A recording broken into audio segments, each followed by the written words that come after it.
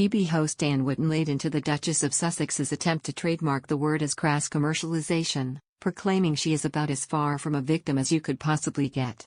Megyn Kelly, who spoke to Mr. Wootton on her namesake show, echoed the sentiments, saying she was going to fight the patriarchy by giving up her entire career as well as her religion, country and family for a guy. She said, she has decided that she wants to trademark a word that is 436 years old. The word is archetype. She wants to use it in the context of women Dan because she's a champion for female empowerment.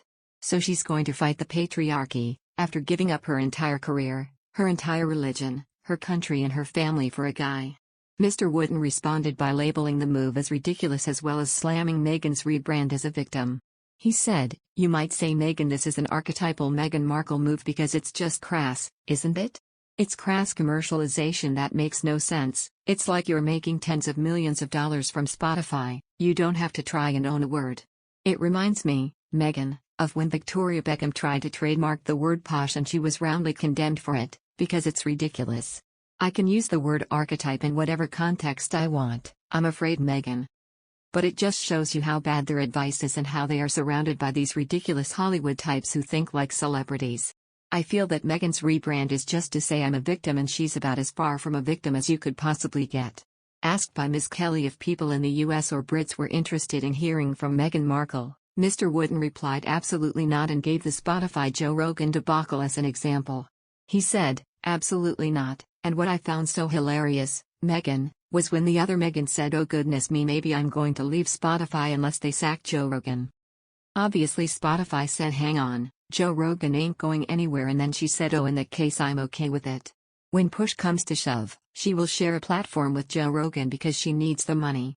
He added, how dare Megyn accuse Joe Rogan of misinformation, she is the queen of misinformation. You remember the Oprah interview, she even lied about when she got married.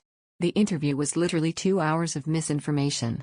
Meanwhile, Prince Harry and Meghan Markle have been slammed for continuing to work with streaming giant Netflix, despite their continued negative programming towards the royals. Novelist and critic Celia Walden slammed the couple on Dan Wootton tonight for ignoring an ethics in favor of money.